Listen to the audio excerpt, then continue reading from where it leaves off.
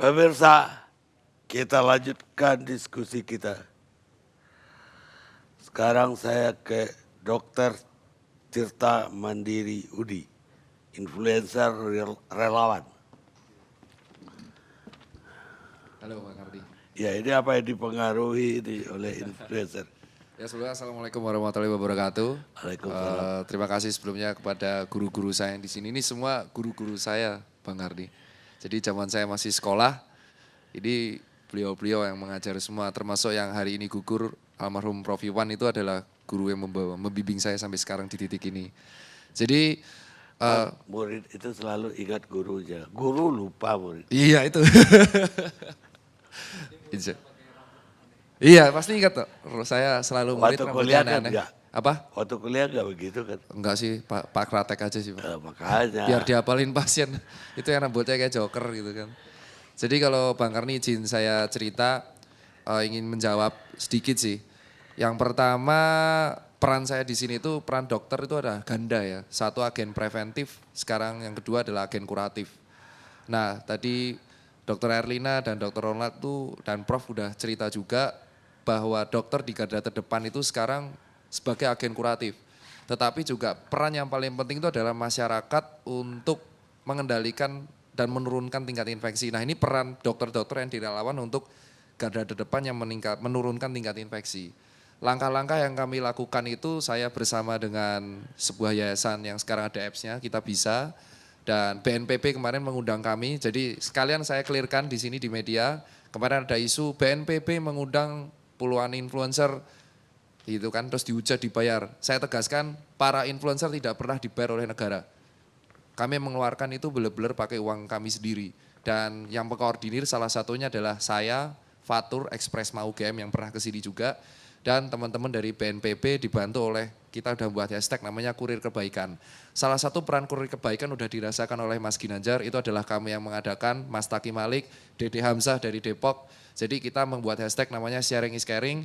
Jika kamu memang memiliki kemampuan di atas rata-rata, dan kita kasihan ojol itu masih pejuang jalanan, belilah makanan sebanyak yang kamu bisa, berikan bayaran di tempat ataupun pakai GoPay atau OVO ataupun yang lain, dan itu bisa berikan makanannya kepada ojol tersebut karena mereka belum tentu bisa makan hari ini. Itu gerakan pertama Bang Kardi. Gerakan kedua yang kita inisiatif itu adalah karena kami jujur saya sebagai dokter itu melihat kawan-kawan saya yang sekarang berjuang di puskesmas, lalu bukan hanya di RS pemerintah, sekarang ada di puskesmas, lalu di RSUD, RSUP, dan sekarang menyebar ke swasta, itu benar-benar mereka kasihan sekali Bang Karni. Itu yang jarang banget dibuka dan salah satu kolega saya, kakak angkatan saya, Dr. Giovanni Van Empel yang alumni UGM yang sekarang PhD di Aussie, dia sempat pulang di sini 2 minggu untuk mewawancara sekitar 18 rumah sakit di Indonesia, jujur realitanya itu sangat-sangat menyedihkan.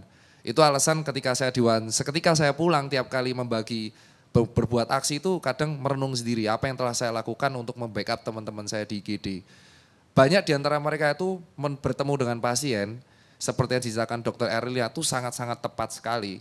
Itu kita nggak punya perlindungan sama sekali. Ibarat kalau kita main PUBG itu, lawan kita pakai AWP, kita pakai panci Pak itu Pak. Jadi kita belum udah deng gitu kan, udah kena kepalanya. Jadi kita tuh melawan sesuatu yang nggak kasat mata. Kita hanya bermodal panci, tapi di luar kita tuh udah di headshot sama virusnya. Otomatis saya menerangkan kayak gini dengan bahasa yang awam ya, karena ini guru saya semua, mungkin teman-teman milenial apaan sih, pasti kayak gitu, tidur gitu kan. Jadi saya mencoba menerjemahkan apa yang diterangkan oleh guru-guru saya di depan di sini. Nah akhirnya kita inisiatif untuk membuat gerakan Bang Karni terutama di Jakarta. Kita bekerja sama dengan Dompet Duafa dan Kita Bisa untuk membuat 1000 disinfektan chamber di seluruh Jakarta. 1000 titik Bang Karni dan ini kita udah buat hari ini 3. Itu benar-benar kenapa, wah ini bukan berarti pemerintah nggak mampu, tapi kita mendengarkan. Sebagai BNPB kita dipercaya, kita ingin membuktikan pemerintah itu nggak sendiri. Ini bukan lagi tugas pemerintah doang, ini tugas satu negara. Tugasnya ojol, tugas kita. Ada 5 pejuang jalanan yang saya angkat di sebuah media sosial. Saya terima kasih Pak Deddy Corbuzier sudah mengangkat. 5 pejuang jalanan itu adalah yang pertama dokter dan tenaga medis. Jalanan itu war zone kalau saya bilang karena mereka zona merah. Kedua adalah polisi dan TNI karena mengamankan negara. Ketika adalah upah harian, ojol, tukang listrik, itu teman-teman nggak bisa ngecek internet kalau nggak ada petugas internet kabel fiber optik. Teman-teman nggak bisa sekarang listrik ini kalau nggak ada petugas PLN yang siap 24 jam melayani kita. Itu adalah petugas yang sering kita lupakan. 4, warteg, yaitu petugas UKM. Dan yang kelima pejuang jalanan adalah office boy dan cleaning service. 5 ini tuh sering banget dilupakan oleh kita. Dan akhirnya kita memutuskan selain 1 sharing is caring, kedua kita membuat disinfector chamber, ketiga kita membuat gerakan, saya bersama dengan Mas Hatar Muhammad Dayat, relawan BNPB, itu kita membuat gerakan untuk sama DMI menyemprot seluruh masjid di Jakarta dengan disinfektan sehingga mereka bisa beribadah dengan aman, menyemprot gereja dengan disinfektan, jadi itu aktif. Dan kita juga membuat kegiatan kemarin membuat menyemprot angkot di terminal-terminal, karena itu adalah garda terdepan kami. Karena mereka juga nggak bisa di lockdown, jadi ketika pemerintah belum bisa menerapkan lockdown, kami yang berjalan. Apakah kami dibayar? Tidak. Karena saya sendiri udah punya bisnis dari yang lain, dan teman-teman influencer punya uang lain. Ini saatnya kita satu negara itu saling membantu. Dan yang keempat Bang Arni, teman-teman saya rumah sakit itu kan yang BNPB jujur kemarin kita apresiasi, terima kasih buat BNPB udah 40.000 tapi nggak tahu sampainya kapan, saya juga nggak tahu. Tapi yang jelas saya inisiatif menggalang dana juga. Saya sebagai dokter membeli resell masker Pak Ardi. Ini yang paling ironis. Masker itu saya beli harga resell senilai 420 juta, 200 dari duit saya sendiri. Karena Mas Tirta kenapa, Pak Dokter Tirta kenapa membeli masker harga resell? Itu kan ngasih keuntungan. Kalau saya nggak beli masker harga resell, yang dijual oknum-oknum ini, yang entah gimana ada di oknum terus, teman saya mati di belakang. Jadi saya beli resell dan mereka kaya raya dapat mobil, mungkin Mini Cooper sebulan ya. Tapi saya ya bodo amat, tapi yang penting teman saya selamat. Dan itu saya bagikan ke Rumah Sakit Sarjito di Yogyakarta, Rumah Sakit Bethesda, Rumah Sakit di Jambi, Depok, Rumah Sakit Islam kemarin saya bagikan. Dan itu respon yang luar biasa saya dapatkan adalah, Pak Karni pernah nggak lihat orang habis pulang perang, capek, belum tidur, tapi begitu lihat dibantu tuh optimisnya naik. Itu adalah psikis yang jujur luar biasa tinggi sekali. Dan support terakhir yang saya coba lakukan bersama kawan-kawan, itu adalah gerakan memberikan makanan buat tenaga medis. Ada 3 gerakan yang saya bangun. Pertama saya membantu teman-teman FKUI membuat namanya Nutrisi Garda Terdepan. Nutrisi Garda Terdepan telah membuat makanan dan memberikan ke 4 rumah sakit rujukan utama. Salah satunya RS Persahabatan, mungkin kita itu yang memberikan adalah teman-teman FKUI. Terima kasih. Iya, itu karena saya gak tega aja lihat teman-teman itu praktek terus tapi makan cuma nasi dok gitu kan, maaf nasi telur bahasa Jawa ya. Nasi telur tiap hari dan kenapa bukan meremehkan tapi mereka ini butuh protein. Akhirnya Nutrisi Garda Depan dibangun oleh alumni FKUI dan teman-teman FKUI menyebarkan. Dan ini kita bentuk lagi dengan Pak Arief dari DMI, Dewan Masjid Indonesia. Kita membentuk juga gerakan membagikan 1.000 madu dan 1.000 telur rebus untuk semua rumah sakit yang ada di Jakarta. Itu aja yang kita bisa lakukan dan itu yang bisa dilakukan oleh warga. Jadi sebenarnya warga itu sudah stop lah kita hujat. Akan sangat mengecewakan ketika yang paling mengecewakan itu adalah ketika satu kebijakan kesehatan itu tidak sesuai, yang disalahkan presidennya. Itu nggak menyelesaikan masalah menurut saya. Dan ketika tidak sesuai yang disalahkan gubernur, itu nggak selesai masalah. Ya yang udah ya udah. Kalau orang Jawa bilang, sing wis ya wis loh, legowo mawon. Jadi sekarang itu kita saatnya, kalau kamu yang emang dikasih libur, ya libur di rumah aja gitu loh. Kalau bosen ya di rumah. Jangan malah nongkrong-nongkrong, kemarin di Bulungan nongkrong itu kan dibubarin akhirnya sama polisi, untung nggak di penjara. Dan yang kedua, yang pejuang jalanan ini yang kita support sekarang. Yang kita support secara mandiri dari teman-teman influencer, dari teman-teman dokter, dari teman-teman relawan yang kita support dengan membangun disinfektan chamber, mengajari cara cuci tangan. Dan kalau pulang rumah, jangan lupa kalau kamu emang tetap di jalan, pulang rumah jangan nyentuh anak dulu, jangan nyentuh istri dulu, jangan nyentuh orang tua dulu, langsung cuci tangan, cuci kaki, ke WC dulu. Dan yang terakhir, kalau misalkan ini, pembatasan wilayah dilakukan beneran, sebenarnya yang bisa dilakukan adalah sharing is caring. Yang kaya membantu yang nggak punya. Itu aja simpel, benar-benar. Tapi tetap ada yang julid. Berdasarkan undang-undang karantina yang ditandatangani oleh Pak Jokowi. Itu kalau ada terjadi karantina yang menanggung kebutuhan pangan adalah presiden. Ya emang, lah kau kira beli 2.000 ton beras itu gampang. Orang tuh kadang di media sosial bisa ngetik, tapi mereka nggak mikir impactnya ke depan kayak apa. Selama pemerintah itu butuh proses. Anggap aja pemerintah, oke, pemerintah sekarang ada maksud Pak Jokowi kemarin di media sosial ya Pak Fajrul, itu foto di gudang beras ya. Saya lihat itu Pak Jokowi foto saya sedang memperhatikan kebutuhan pangan di Indonesia. Itu sebenarnya adalah sebuah statement psikis bahwa nih loh kebutuhan pangan siap kalau sewaktu-waktu ada apa-apa. Nah, tapi pemerintah itu butuh proses. Pemerintah butuh proses dan ketika butuh proses itu, selayaknya kita, kalian tuh saudara Atta Halilintar gitu kan, teman-teman Reza Arab, Rachel V-nya dan teman-teman yang punya follower banyak yang selalu pamer mobil mewah di setiap Instagram dan YouTube-nya. Itu kan, tolonglah jual satu mobilmu dan berikan itu donasi ke teman-temanmu kalau emang kamu real pahlawan di sini men. Jangan cuma manfaatin follower buat pribadi. Ya kan Pak? Merdeka itu buat ojol, kenapa? Karena separuh pegawai saya, Susan Care, saya punya bisnis Susan Care, separuh pegawai saya itu anak jalanan. Saya itu juga pernah geladang, karena dari jadi dokter, saya ngerantau ke Blok M buat sewa, buat ruko sama kos, gak ada, saya ditampung sama teman-teman preman di Blok M. Dan di situ saya ngerti hidup harian kayak apa. Itu harusnya peran influencer sangat gede. Bayangin ads 10 juta subscriber, itu berapa miliar? Sumbanginlah langsung tuh buat ojol semua, mereka akan lockdown langsung 14 hari. Bener gak Pak? Ya itu, selesai. Tapi mau gak teman-teman influencer? Ya enggak, punya, bisa gak? Tapi kalau emang gak bisa, contoh Rachel V-nya, kemarin donasi dapat 5M, 2M langsung kasih PMI, lewat kita bisa. Nah yang lain ini, sembari menunggu pemerintah menyiapkan opsi, selayaknya kita yang kaya membantu yang miskin. Corona itu harusnya menjadi momen buat rakyat Indonesia untuk saling membantu. Yang dokter itu pahlawan sejati di sini, 8 tenaga medis sudah tumbang. Kalau sampai semua tenaga medis ini tumbang, ya udah siapa yang mau nolong? Habis men. Indonesia nggak boleh jadi kayak Italia bos. Itu Italia itu kenapa bisa kayak gini? Kalau nggak salah bisa dicek ya, itu dokter di China dikirim volunteer dan dia mengatakan sorry maaf dengan segala hormat warganya ngeyel. Ya kan, udah ada yang jalanan tetap nongkrong. Saya masih ingat banget ada yang saya tegur, saya dokter, saya tegur itu. Di depan nongkrong kafe, bubar bor, ngapain jam segini nongkrong di luar sampai ngerokok. Nyawa gua, yang mati gua. Sebelum COVID menyerang gua pengen party dulu, buset. Iya, lu mati tapi lu nyebabin dokter-dokter juga mati Pak. Mending gua matiin lu lama-lama, gua laporin polisi, dibubarin di Blok M. Itu jadi Blok M dibubarin, maaf tuh saya ngelaporin. Polda, karena saya nggak mau kalau kalian nongkrong tuh matiin teman-teman saya masalahnya. Karena hari ini guru saya udah meninggal, saya nggak mau dokter tuh tumbang dan perawat tuh tumbang. Udah cukup lah tuh 8 itu. Dan mereka itu harusnya dianggap pahlawan Indonesia.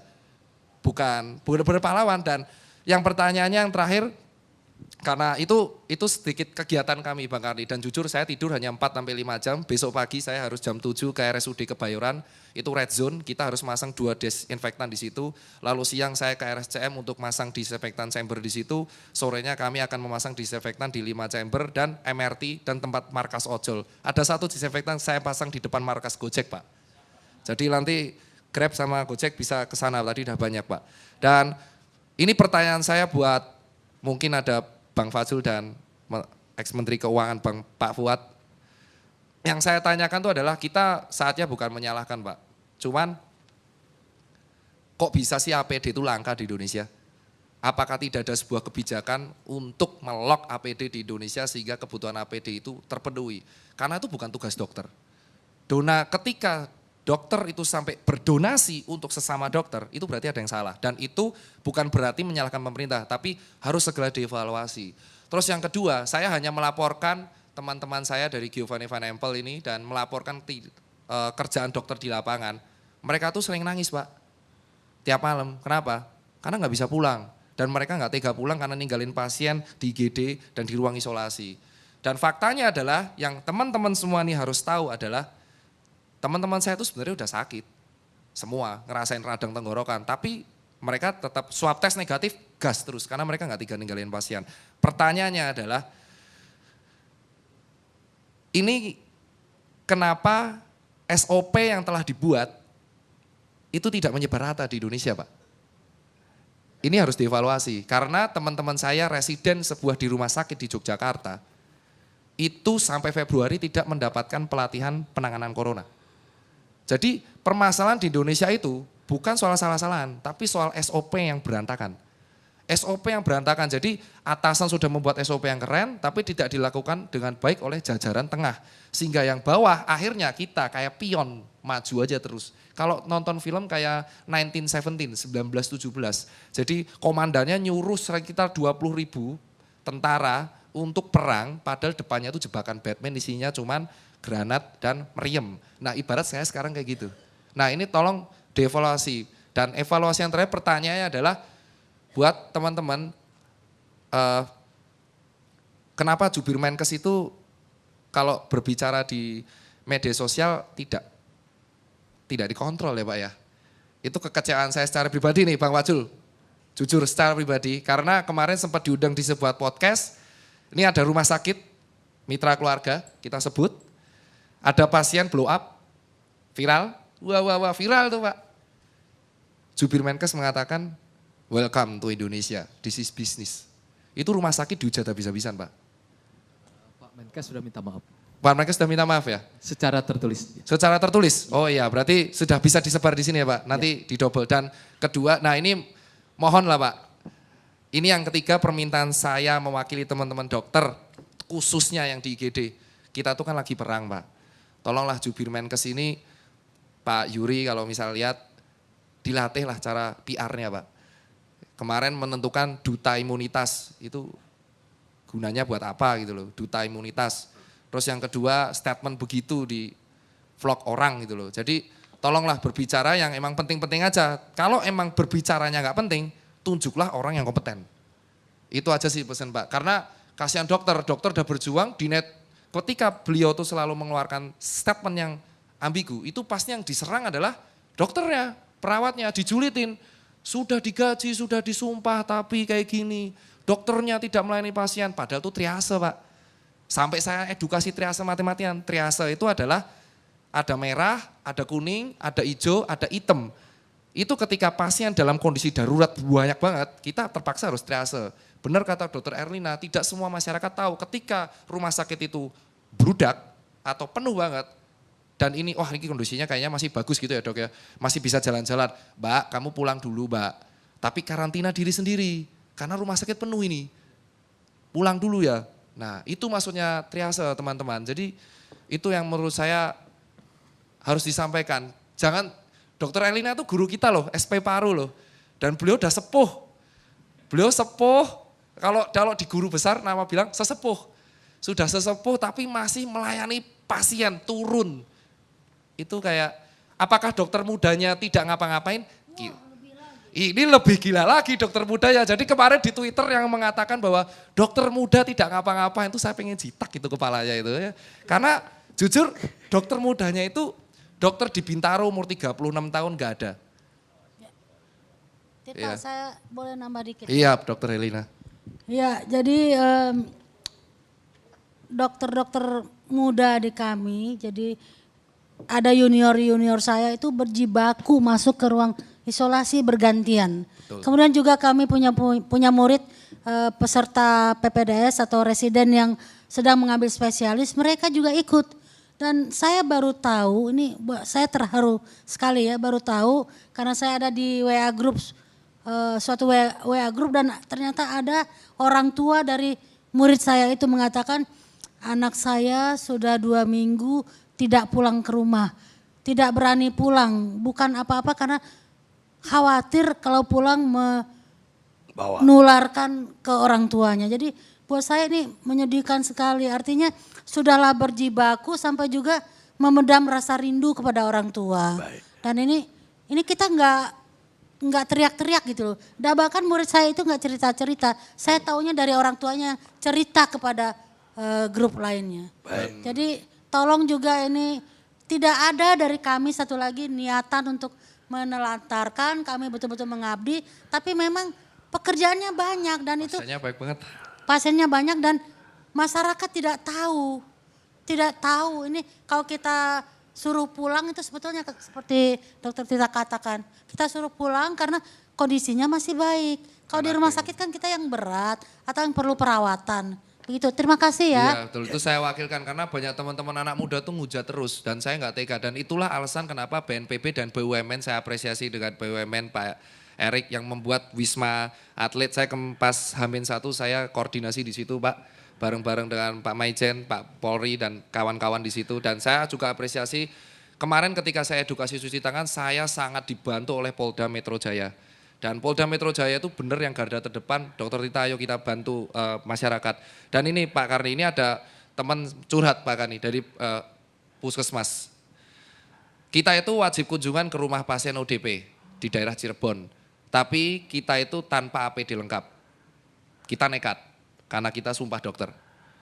Lalu jika ada PDP, prosedur perujukan pun masih kacau. It means rumah sakit rujukan COVID itu terlalu dikit. Jadi request teman-teman, rumah sakit rujukan standarnya ditambah, jangan persahabatan semua, nanti bludak di persahabatan. Ada banyak ya, ADP-nya, kapasitas beda-beda. Rumah sakit. Lalu Dinkes gak siap dikonsulin, jadi pasien bingung dan kewalahan. Dan tadi yang di rumah sakit darurat juga ada antrian pasien ODP. Nah ini sih sebenarnya semua berujung pada SOP. Jadi saran dari teman-teman kalau bisa Bang Fajrul ini sangat minta tolong banget disampaikan ke Pak Presiden dan Pak Menteri Kesehatan dan seluruh jajaran Komisi Kesehatan dan Departemen Kesehatan tuh kalau bisa rapat terbatas untuk merapikan SOP yang ada di Indonesia. Baik. Terima Jadi, kasih Pak Karni. Dari baik Bu Erlina maupun Saudara Tirta, ini curhat yang paling utama itu kepada para pembuli ini. Artinya kita, dan ya APD udah jelas tadi. Bully itu sih nggak terlalu, Iya. tapi APD yang lebih penting. Saya lebih Bully itu kita nggak anggap penting itu, Tirta tapi tadi kan APD. menyinggung soal itu juga. Iya, dan Tapi APD betul juga Ibu penting. bilang itu tidak penting. Apapun kita bikin di Republik ini, Selalu salah. bukan selalu salah. Banyak yang mengatakan bagus, tapi pasti banyak juga yang mencela. Nabi pun tidak disukai gitu. Pak Jurul habis ini juga dihajar orang. Jangan mau. ILC bikin ini aja, setiap kita bikin. Dimaki-maki juga, dibilang itu hanya debat gak ada guna. Kita padahal bukan berdebat di sini. Ngasih pencerahan, ngasih pendidikan kepada publik. Tapi itulah. Sabar Bang Karni. Enggak, saya malah mau nasihatin Ibu. Sebanyak, dan Saudara Tirta, sebanyak yang benci kita, sebanyak yang sayang kita, sebanyak itu pula akan benci kita. Kata orang tua saya. Itu, saya Kata orang pulang tua lagi. saya.